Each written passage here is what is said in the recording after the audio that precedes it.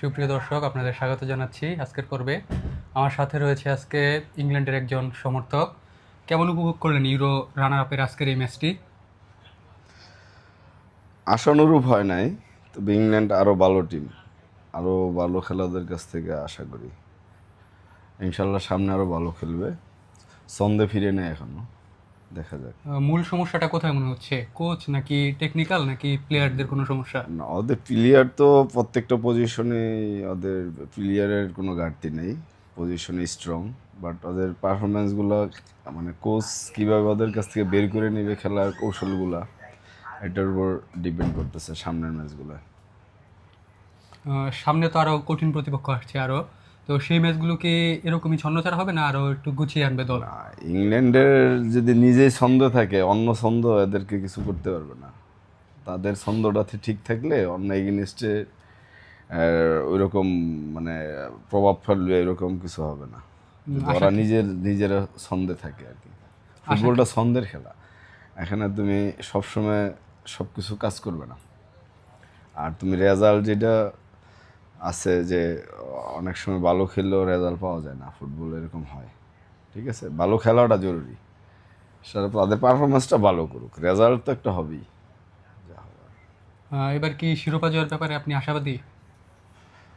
শিরোপা জয়ের ব্যাপারে সমমানের আরও দল আছে, দেখা যাক কি হয়। 1966 পর থেকে এই পর্যন্ত শিরোপা না পাওয়ার মূল কারণ কি?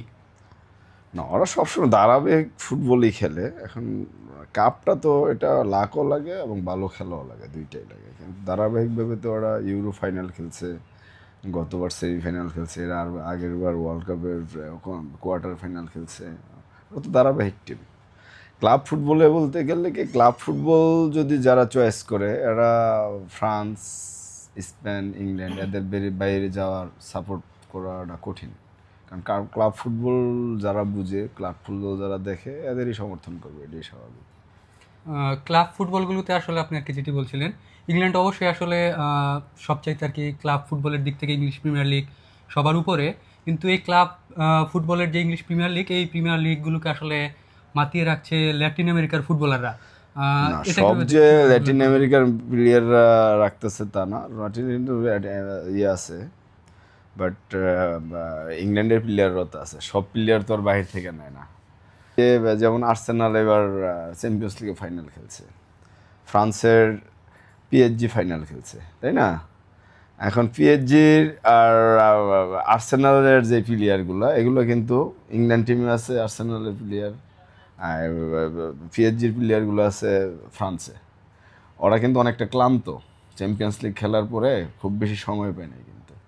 মানে এগুলো অনেক কিছু বিবেচনার বিষয় আছে। বাট ক্লাব ফুটবল পছন্দ করি, ইংলিশ প্রিমিয়ার লিগ পছন্দ করি, ওই থেকে আমার মূলত ইংল্যান্ডকে সমর্থন করা, ইংল্যান্ডের সমর্থন করি। আর ওরা কখনোই মানে ওদের দেশে তো প্লেয়ার তৈরি হয়, ঠিক আছে, ওরা কখনোই একদম খুব খারাপ খেলবে না, এটা স্বাভাবিক। কারণ ক্লাব ফুটবল ওদের অনেক স্ট্রং।